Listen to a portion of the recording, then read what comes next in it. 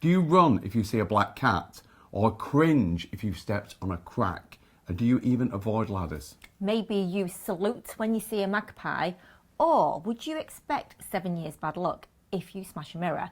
If so, this film is for you.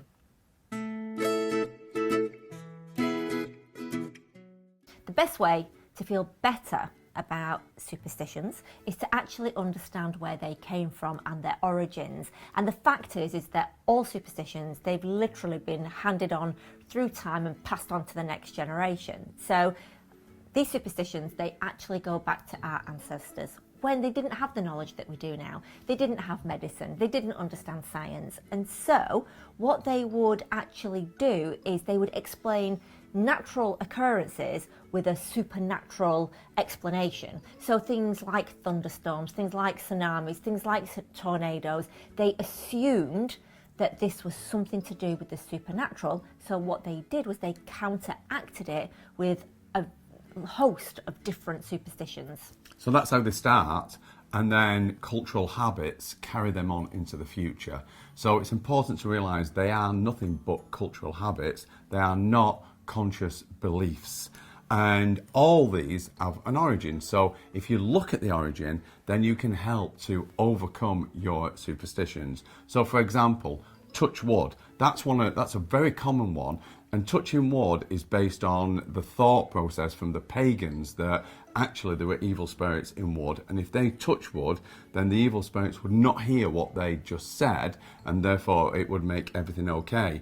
Now, the most common superstitions are the easiest ones because, you know, touching wood, it's so easy. Everyone's got wood around them. So even if you're not superstitious, why not? Why not? Because it's better to be safe than sorry. Yeah, I guess if the superstition was that you had to go outside and do 20 star jumps and run half a mile, then you might let go of that one. You might go, I'll tell you what, I can't be bothered with that one. It may be easier to let go. And very common, and this is something that many years ago when we first got together was something that troubled me, and that was a single magpie. Again, I'd been taught that was, you know, one for sorrow. But where did that come from? Well, the actual fact is that the original, or as far back as they can date it, is a children's rhyme. One for sorrow, two for joy, three for a girl, four for a boy, which you may have heard. Now, that one for sorrow, why is that magpie sorrowful?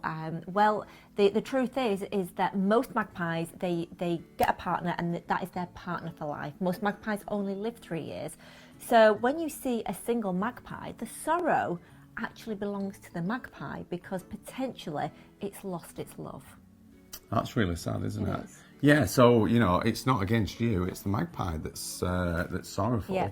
And it's interesting, when you change things and look in a different perspective, it should feel different. It's interestingly, another big superstition is the number 13. And so much so, in society nowadays, some high-rise buildings don't have a 13th floor. Yeah. Some airports don't have a 13th gate or a 13th row of seats on the plane.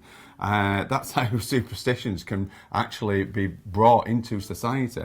But essentially, the thought process behind that was that Judas was the 13th person to sit at the table in the Last Supper, and that's why it's unlucky. Yeah. So another one, I think, that again, I remember this one from childhood, was standing on cracks in the pavement. Again, that one goes back way back when, right back to our ancestors, when they believed that there was a link between cracks and the boundaries between Earth and the metaphysical world, which was deemed to be spooky.